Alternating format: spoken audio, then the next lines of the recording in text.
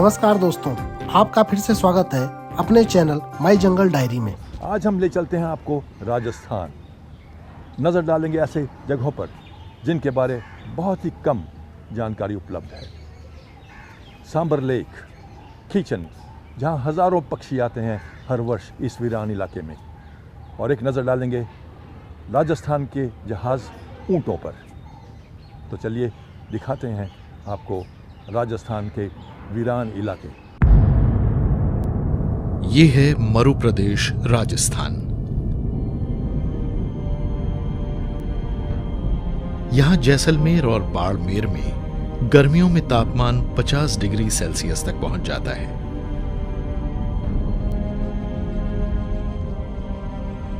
यहां मौजूद रेत के टीले जीवन विहीन और बंजर लग सकते हैं, लेकिन यहां भी जीवन ने खुद को इस जगह के मुताबिक ढाल लिया है। जीव जंतुओं और पेड़ पौधों ने खुद को उपबंजर स्थितियों, बेहद तेज तापमानों और नमी की कमी के हिसाब से परिवर्तित कर लिया है। राजस्थान में पेड़ पौधों और जीव जंतुओं की कई दुर्लभ प्रजातियां भी मौजूद हैं। हालांकि राजस्थान को एक रेगिस्तानी राज्य कहा जाता है, लेकिन फिर भी यहां विविधता बेहिसाब है। अरावली श्रृंखला दक्षिण पश्चिम से उत्तर पूर्व दिशा में फैली है और इस इलाके को 2 हिस्सों में बांटती है। पहाड़ी और ऊबड़ खाबड़ दक्षिण पश्चिमी इलाका और कम वन वाला उत्तर पश्चिमी क्षेत्र यानी निर्जन थार, जहां हर साल केवल 2 से 4 इंच बारिश ही होती है। पूर्वी हिस्से में बाघ और प्रवासी पक्षी रहते हैं, जबकि सूखे और बंजर पश्चिमी इलाके कई प्रवासी पक्षियों के लिए सर्दियों का एक आशियाना भी है, जो साइबेरिया और यूरोप जैसी दूर दराज जगहों से आते हैं। इसके अलावा देश के अन्य हिस्सों से पेलिकन और फ्लेमिंगो पक्षी भी यहां आते रहते हैं।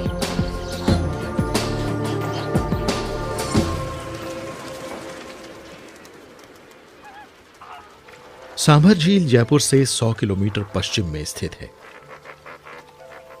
ये एशिया में खारे पानी की सबसे बड़ी झील है और सर्दियों में यहां पक्षियों की 70 से ज्यादा प्रजातियां रहती हैं, जिन्होंने खुद को खारे पानी वाली स्थितियों के मुताबिक ढाल लिया है, जैसे कि फ्लेमिंगो, पेलिकन, स्टॉक, बगुले और अन्य जल मुर्गियां तथा जल पक्षी। सांभर झील की लंबाई 35 किलोमीटर से ज्यादा है और अंतर्राष्ट्रीय महत्व की इस जलराशि को रैमसर साइट घोषित किया गया है। ऐसा इसलिए है क्योंकि यह ढेर से प्रवासी पक्षियों और जीव जंतुओं की जीवन रेखा है। यहां सबसे अधिक नजर आते हैं फ्लेमिंगो पक्षी। यहां एल्गी के खूब खिलने और पोषक तत्वों से भरपूर पानी के कारण सांबर लेक में ढेर सी गतिविधियां चलती रहती हैं। स्थानीय तौर पर फ्लेमिंगो को सुरखाब या फ्लेम बर्ड कहा जाता है और इन्हें अपना गुलाबी और किरमिजी रंग अपनी खारे पानी वाली खुराक में मौजूद बीटा कैरोटीन से मिलता है। जिस फ्लेमिंगो की जितनी बेहतर खुराक होती है, उसका रंग उतना ही गहरा होता जाता है। लेकिन हजारों पक्षियों के लिए एक नखलिस्तान होने के अलावा सांभर इस निर्जन और अनुत्पादक क्षेत्र में हजारों लोगों को रोजी रोटी और नियमित आमदनी का एक वहनीय स्रोत भी मुहैया कराती है।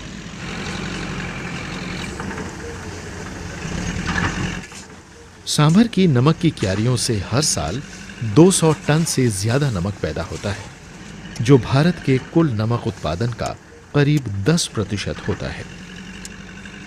महिलाएं और पुरुष इस झील के बेरहम रेत से रोजी जुटाते रहते हैं। खारे रेगिस्तान में काम करने के साथ कई खतरे भी जुड़े रहते हैं। यहां के बहुत से मजदूर रंगों के बीच अंतर नहीं कर पाते। नमक से परावर्तित होने वाली तेज रोशनी को लंबे समय तक झेलने से उनकी आंखों के कोण और रॉड को नुकसान होता है।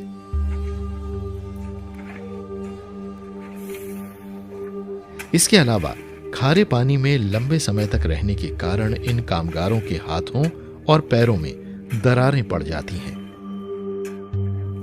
आज ये खारे पानी वाली झील खतरे से घिरी है। इंसानी गतिविधियों में वृद्धि होने के कारण इस खारी झील की प्राकृतिक प्रक्रिया बाधित हुई है, जिससे न केवल स्थानीय समुदायों की जिंदगी मुश्किल में पड़ती जा रही है, बल्कि साल के 6 महीने जो जगह प्रवासी पक्षियों के लिए एक सुरक्षित आशियाना हुआ करती थी, उसके लिए भी खतरा पैदा हो रहा है।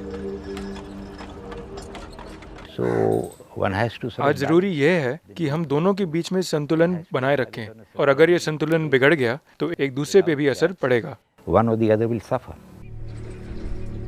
सांबर झील दम तोड़ रही है, इसके किनारे सिकुड़ रहे हैं और यहाँ आहार की भी कमी होती जा रही है। लिहाजा ये झील प्रवासी पक्षियों को संभाल नहीं पा रही। 80 के दशक की शुरुआत में जहां 5 लाख फ्लेमिंगो यहां आते थे, अब उनकी तादाद घटकर सिर्फ 30,000 रह गई है। ये झील एक अंतर्राष्ट्रीय विरासत, एक रैमसर साइट है। अगर हमें इस प्राकृतिक पर्यावास को बचाना है तो सख्त कानून और राजनीतिक इच्छा शक्ति की आवश्यकता है। तो ये था सांबर लेक जो आपने देखा। हजारों टन नमक निकलता है हर वर्ष यहाँ पर। प्रवासी पक्षी भी आते हैं और यहाँ के लोग जो रहते हैं इस वीरान स्थल पर, उनके लिए एक जीविका का स्रोत भी है ये। अब ले चलते हैं आपको कीचन, वीरान इलाका जहाँ एक तालाब है और एक छोटा सा गांव, पर हर वर्ष 14,000 से ज़्यादा पक्षी डेमोजल क्रेन्स यहाँ आते हैं और इस रेतीले स्थल को अपना आशियाना बनाते हैं, अपना घर बनाते हैं। तो क्या वो अद्भुत चीज़ है जो इन्हें आकर्षित करती है इस वीरान इलाके में? आइए एक नज़र डालते हैं कीचन। बीकानेर जिले के पश्चिमी छोर पर जैसलमेर से लगभग 150 किलोमीटर पूर्व में एक दूरदराज गांव कीचन मौजूद है। ये एक उप बंजर इलाका है जिसमें पेड़ पौधे कम हैं। यहाँ रेत के टीले हैं और सिर्फ एक ऐसा जल भंडार है जिसके बल पर साल में सिर्फ एक फसल ली जा सकती है। हर सर्दियों में अक्टूबर के महीने में इस शांत से गांव में गतिविधियां बढ़ जाती हैं।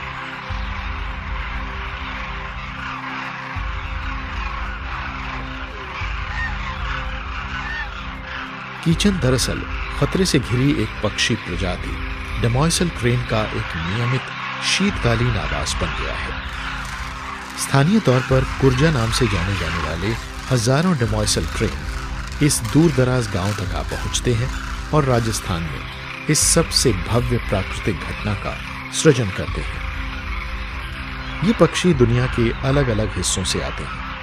इनमें से कुछ तो साइबेरिया जैसी दूर दराज जगहों से भी आते हैं और कुछ हिमालय के बेरहम और बेहद ऊंचे दर्रों का भी सामना करते हैं। जोश से भरे गांव वाले इनके आने का बड़ी बेसब्री से इंतजार करते हैं। बहुत से लोगों के लिए ये देवताओं की तरफ से एक शुभ संदेश जैसे हैं। यहाँ इंसान और इन पक्षियों के बीच का एक अनूठा रिश्ता देखने को मिलता है, जहाँ इन वन्य जीवों को एक सुरक्षित आशियाना और आहार मुहैया कराया जाता है, जो अपने बेहद सर्द इलाकों से बचकर यहाँ आते हैं। सर्दियों के आगे बढ़ने के साथ साथ लगभग 14,000 पक्षी गांवों के नजदीक मौजूद रेत के टीलों को अपने आगोश में ले लेते हैं। इस बंजर रेगिस्तानी जमीन से तो इन्हें कुछ खास नहीं मिलता, लेकिन डेमोइसल क्रेन के लिए तो ये इलाका किसी जन्नत जैसा है।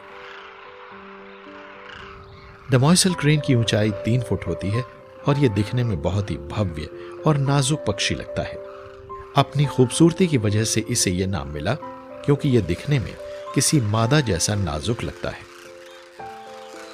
इसके पंख हल्के नीले और सुरमई होते हैं, जबकि इसकी छाती वाले हिस्से के पंख बड़े और काले। एक लंबा और बिल्कुल सफेद पंख इसकी लाल आंखों के पीछे से सिर के पिछले हिस्से तक मौजूद होता है। इसके सिर पर एक कलगी जैसी चीज मौजूद होती है नर और मादाएं दिखने में इतने समान लगते हैं कि उनके बीच अंतर करना मुश्किल हो जाता है, लेकिन नरों का आकार थोड़ा बड़ा होता है। डेमोइसल क्रेन बेहद सामाजिक पक्षी हैं और इनकी आवाजें काफी विविध और तीखी होती हैं। हर गुजरते साल के साथ कीचन आने वाले इन सारसों की संख्या धीरे धीरे बढ़ती रही है।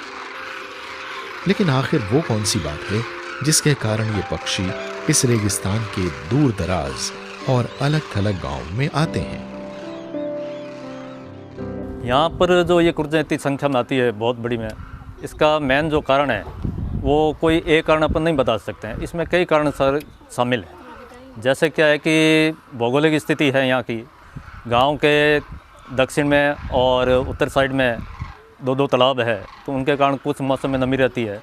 प्लस इनके जो खाने के लिए चूना युक्त मिट्टी चाहिए वो भी मिल जाती है। और सबसे अच्छी जो बात है, यहाँ के लोग इनके संरक्षण में बहुत विशेष ध्यान देते हैं। सुबह होने पर डेमोइसल सारसों का पहला जत्था आ पहुंचता है। ये गांव का चक्कर लगाते हैं और उसका जायजा लेते हैं, और जब इन्हें इस जगह के सुरक्षित होने का भरोसा हो जाता है तो ये नीचे उतरना शुरू करते हैं।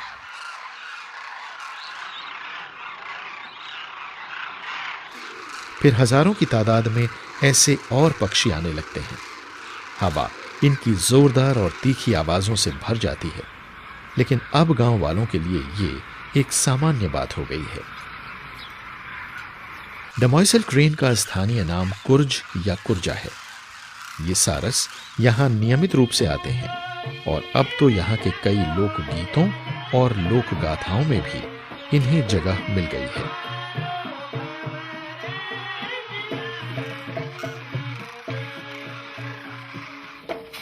गांव वालों के लिए ये सारस एक बड़ा अच्छा शगुन है, और यहां इन्हें कभी किसी ने नुकसान नहीं पहुंचाया है। बाड़ वाले एक बाड़े में इन्हें चारा दिया जाता है, जहां ये कुत्तों, बिल्लियों और अन्य शिकारी जीवों से बचे रहते हैं।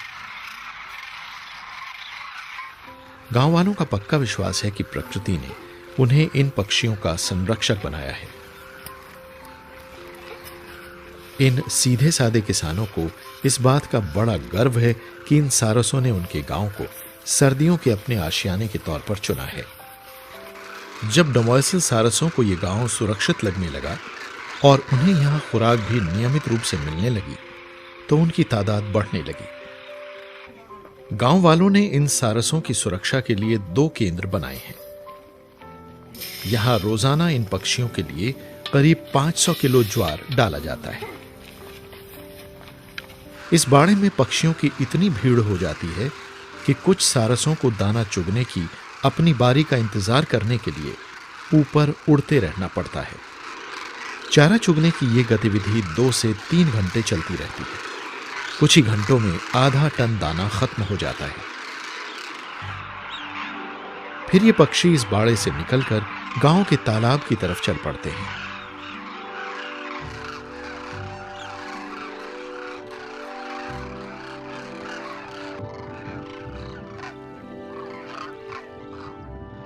अपनी प्यास बुझ जाने के बाद ये आसपास के खेतों में चले जाते हैं और फिर अगले दिन दोबारा कीचन लौट आते हैं। यही सिलसिला करीब 5 महीने तक चलता रहता है। कीचन इंसान और जीवों के आपसी रिश्ते और संरक्षण से जुड़ी एक प्रेरक कहानी है। मार्च की शुरुआत में जब गर्मी आरंभ होने लगती है तो ये पक्षी यहां से जाने लगते हैं।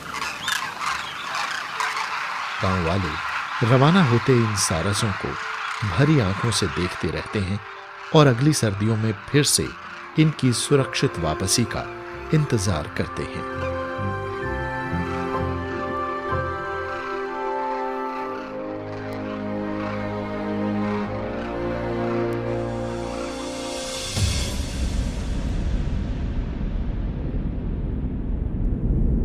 ऊंट को यूं ही रेगिस्तान का जहाज नहीं कहा जाता। रेगिस्तान हमारे ग्रह की सबसे गर्म, सबसे सूखी और सबसे मुश्किल पर्यावरण प्रणालियां हैं।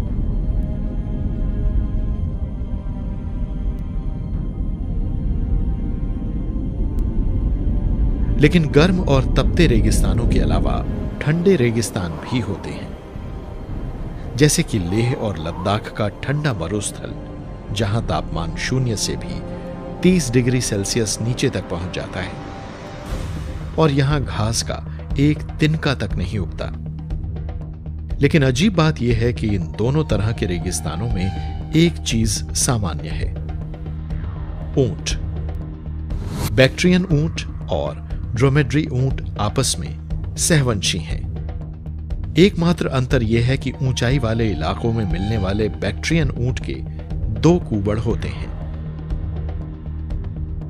ये कूबड़ दरअसल चर्बी वाले टिश्यू होते हैं, जिनमें चर्बी जमा रहती है और जरूरत के समय इसे ऊर्जा और पानी के स्रोत के रूप में बदला जा सकता है।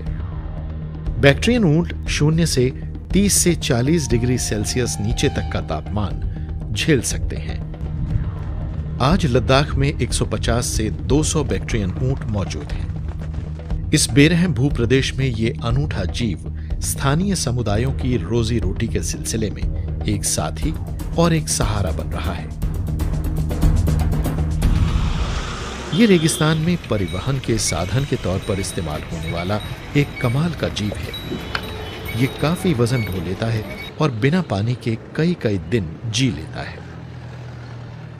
आज भी राजस्थान में ऊंटों के बड़े बड़े कारवां सफर करते रहने वाले समुदायों के घरेलू साजो सामान को ले जाते नजर आते हैं। कुदरत ने ऊंटों को रेगिस्तान में रहने के हिसाब से ही ढाला है और ये बड़ी आसानी से रेतीले अंधड़ों और उच्च तापमानों का सामना कर सकते हैं। ये जिस हवा को सांस के जरिए लेते हैं, उसे ठंडा करने के लिए ये अपने नथुनों को सिकोड़ और फैला सकते हैं।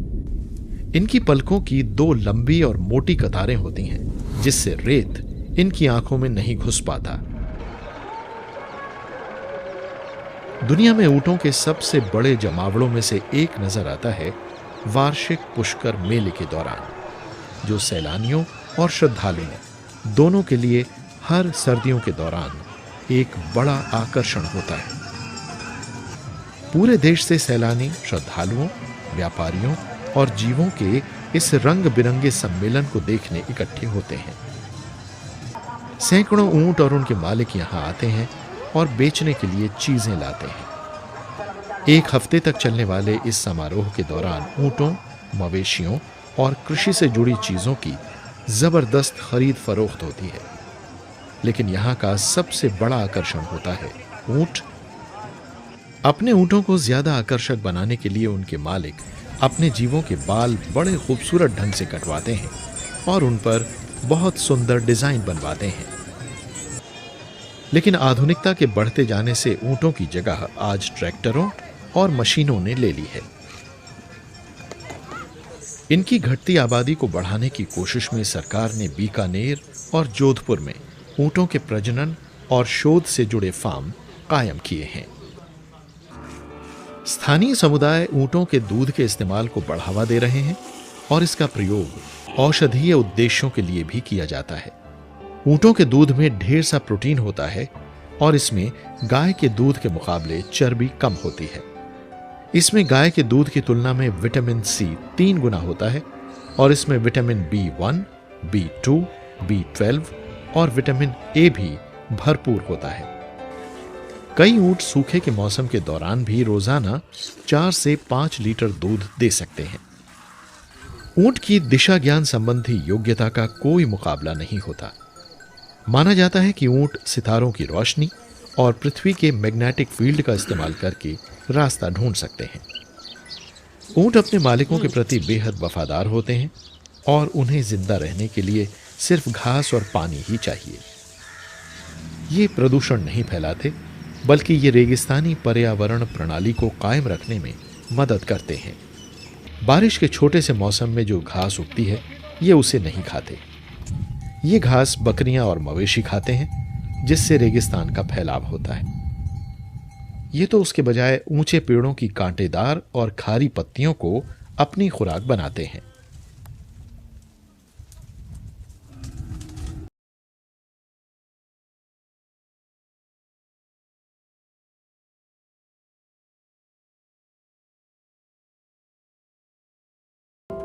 और अपना हिस्सा पाने के लिए आपस में लड़ते भी हैं। ये गोबर के इन गोलों को ठेलते हुए ले जाते हैं और रेत में दबा देते हैं ताकि इन्हें सूरज की तीखी किरणों से बचाया जा सके। इस तरह बीटल और ऊंट का एक दूसरे पर निर्भर रहना जीवन की इस क्रियाशील आहार श्रृंखला का एक महत्वपूर्ण हिस्सा है।